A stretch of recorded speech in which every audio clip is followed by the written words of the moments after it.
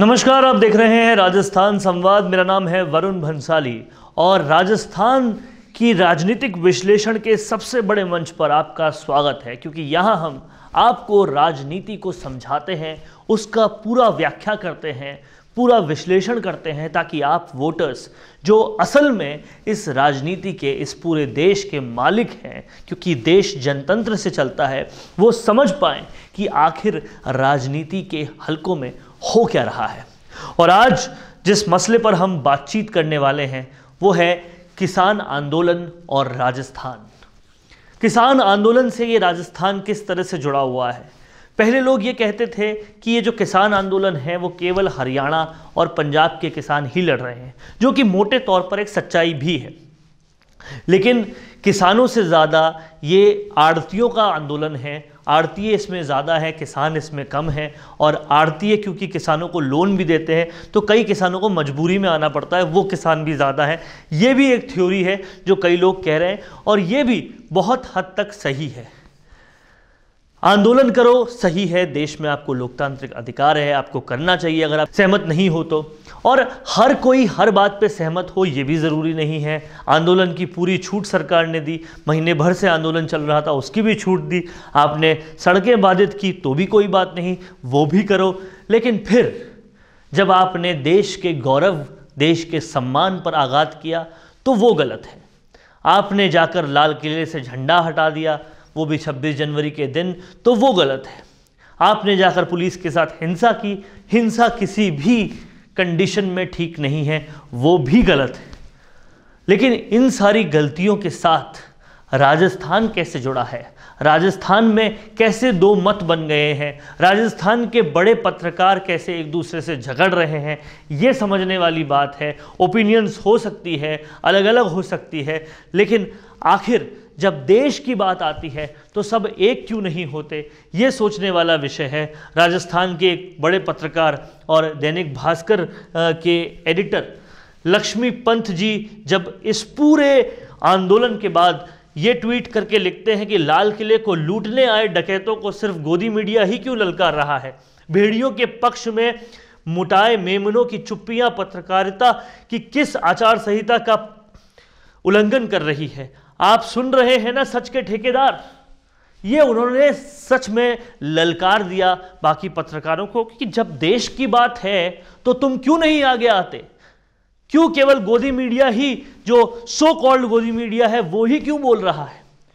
फिर वो कहते हैं कि मित्रों, लाल किले पर उपद्रव मचाने वाले डकैत कब गिरफ्तार होंगे। ऐसे कई सवाल दैनिक भास्कर के पत्रकार जब उठाते हैं या दैनिक भास्कर के एडिटर जब उठाते हैं तो वो लाजमी सवाल होते हैं। लेकिन फिर राजस्थान के ही एक दूसरे पत्रकार, जो एक वरिष्ठ पत्रकार हैं, वो कहते हैं आप महान संपादक हैं, आप लाल किले पर कब्जा करने, किले को लूटने आए डकैत लिखा है आपने, किसानों को बॉर्डर के डकैत कहा है, दंगाई और भेड़िए भी बताया है, पर अब तक उन्हें खालिस्तानी अर्थात आतंकवादी और देशद्रोही नहीं कहा।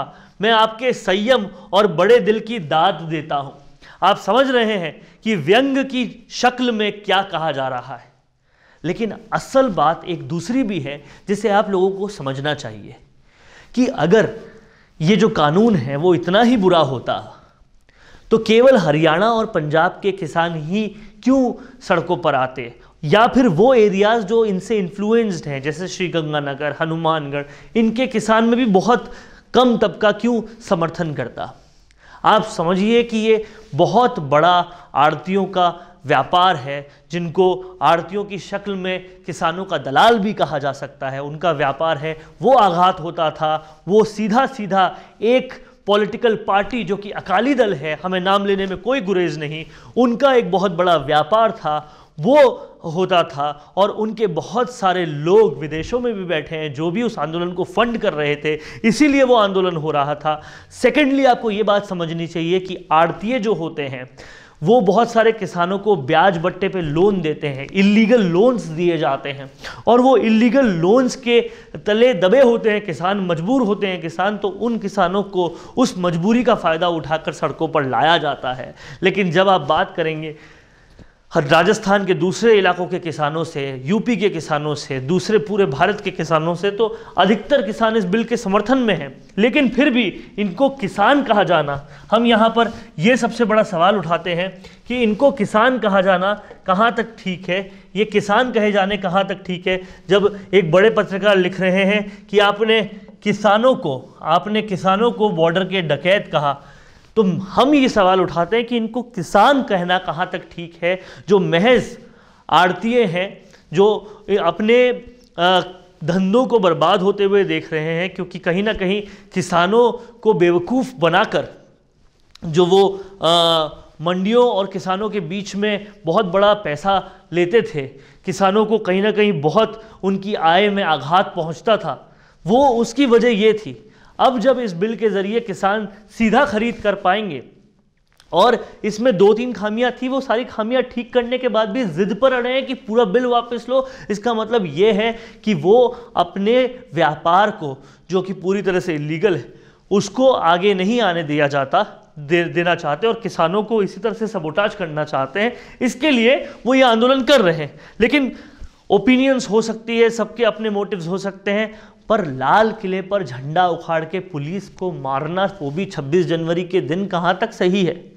इस पर अगर दैनिक भास्कर के एडिटर इन चीफ ये लिखते हैं कि लाल किले को लूटने आए डकैतों को सिर्फ गोदी मीडिया ही क्यों ललकार रहा है, भेड़ियों के पक्ष में मुटाए मेमनों की चुप्पियां पत्रकारिता की किस आचार संहिता का पाप कर रही है, ये कहाँ गलत है? राजस्थान से उठी ये आवाज़ बिल्कुल सच है और इस आवाज़ को आगे बढ़ना चाहिए। व्यंग की इन दरारों से ये आवाज़ें रुकेगी नहीं। जो ये व्यंग के भेष में आकर इन आवाज़ों को रोकने की कोशिश कर रहे हैं, वो आवाज़ें रुकेगी नहीं। और जनता, जिसको नासमझ समझने की गलती बहुत लोग करते हैं, वो उतनी नासमझ नहीं है। वो समझती है कि कौन किसान है, कौन दलाल है, ये आंदोलन किस लिए किया जा रहा है, अकाली दल का उसमें क्या फ़ायदा है, अकाली दल पीछे से क्यों पुश कर रहा है, ये सारी बातें समझ में आती हैं। और इसीलिए ये जो लड़ाई है, ये लड़ाई बंद होनी चाहिए। पत्रकारों का काम है दुनिया को सच दिखाना, वो सच दिखाना चाहिए। ओपिनियंस अलग अलग हो सकती है, सारी ओपिनियंस दिखानी चाहिए, सारे पक्ष दिखाने चाहिए, लेकिन कौन लोग कौन से पक्ष पे ज़्यादा है वो भी दिखाना चाहिए। क्यों भारत के केवल 2 राज्य और 2 राज्यों के भी केवल कुछ प्रतिशत लोग ये आंदोलन कर रहे हैं, बाकी लोग क्यों नहीं कर रहे, ये समझ में आना चाहिए। और इसमें राजनीति कहाँ घुल मिल रही है ये दिखना चाहिए। और राजनीति, आंदोलन, इन सबसे बड़ा देश है, ये पता होना चाहिए। ऐसे ही आपको राजनीति से जुड़े सारे विषयों पर पूरा विश्लेषण करके वीडियो हम लाते रहेंगे।